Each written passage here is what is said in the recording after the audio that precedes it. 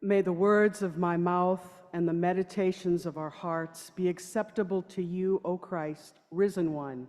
Alleluia, alleluia. Amen. Please be seated.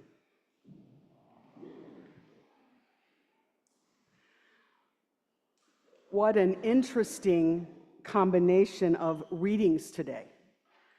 The raising of Tabitha by Peter, Psalm 23, the Lord is my shepherd, and a multitude of people from all nations praising God in Revelation, and Jesus at the feast of the dedication talking about sheep. Where to begin? Well, let's start with Jesus. The gospel tells us that it's winter in Jerusalem, probably December or November, and that Jesus was at the temple, at the portico of Solomon, the king known for his wisdom. And he's there for the festival of the dedication. You might wonder, what is that festival? Well, the festival of the dedication is known as the Feast of Maccabees. We know it as Hanukkah, the festival of light. And the Feast of the dedication commemorates Maccabees' victory over Greek oppression and rededication of the Second Temple in Jerusalem, when God caused the eternal flame to burn for 8 days on 1 day's worth of oil. What a miracle. So notice the themes here. There's light and rebirth. There's a people who have survived oppression, a people saved and sustained by God.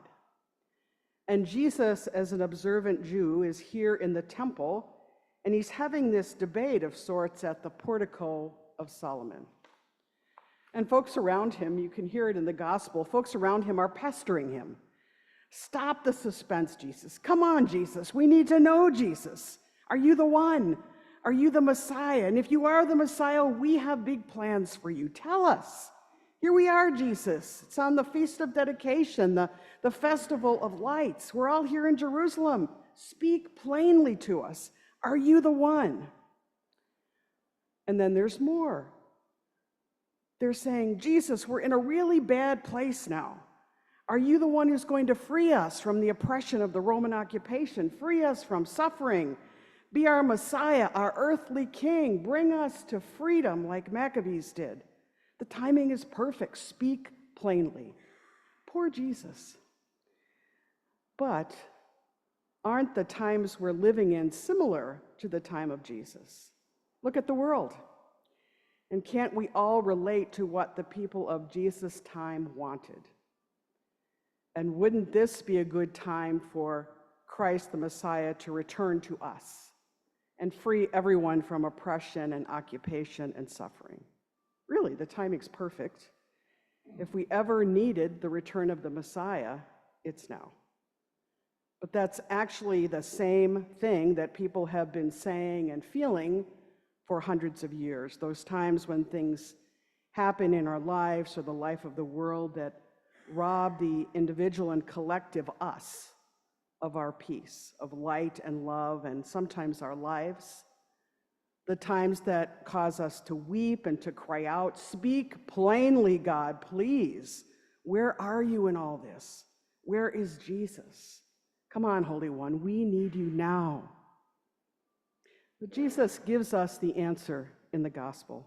He says, I've told you who I am, but you don't or you won't believe me. But, he says, my followers know me and I know them. God and I are one. And what I bring to those who believe can't be taken away. And you who believe can't be snatched from me. And that's where God is in all this.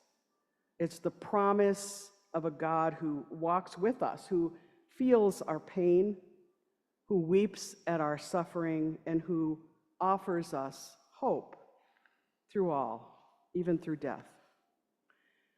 Now, the person who wrote the 23rd Psalm knew where God was in all this. That person writes, God is my shepherd.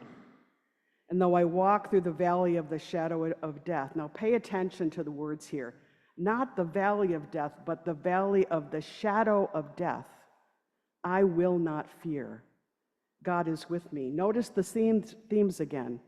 The coming of light, surviving, coming out the other side, accompanied by and saved and sustained by God.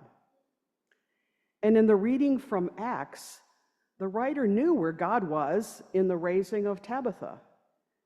And the core of that story isn't about Peter raising Tabitha from the dead, but rather the core of the story is the faith of the Joppa community, reaching out to God and to Peter to restore life to Tabitha in order to restore wholeness to their community. Their beloved community of followers of Jesus who had faith in God and in the hope of the resurrection. They believed in God, and that sustains and transcends human birth, life, and death. And I would add there's a second part of this story to remember, in that in the early church, the earlier followers of Jesus, there was gender equity in leadership and in their work. So notice the themes in that reading from Acts: community belief, faith accompanied by each other, action, coming out the other side, saved and sustained by God through the risen Christ. And in today's reading from Revelation, the writer knew where God was in all this. We're helped to understand how Jesus' death and resurrection gave us individual and community voice to preach the good news. Why? Because through the resurrection, we have gazed upon who God is, and we're called to preach and spread the good news. Faith called to action, life through the risen light of Christ. Writer Susan Snook writes, "The ultimate truth of our Christian faith, the truth we remember in this Easter season and every Sunday as we celebrate that Jesus that is Christ, as our shepherd, leads us out of death, out of a shadow of the valley of death into life. Jesus, the incarnate one, the one who's crucified, the one who rose, is the same God who promises to redeem the world and to relieve its suffering and to restore our world to wholeness and to inaugurate a new creation. Christ, the risen Christ, is the sign of life that God promises to all of us: life transformed, life redeemed, life restored, life abundant, life joyous, and eternal and blessed. God prepares a table for all of us, and it's a table brimming full of overflowing cups and overabundant blessings.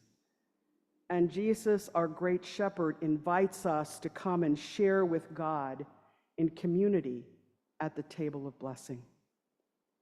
Come to the table. Amen.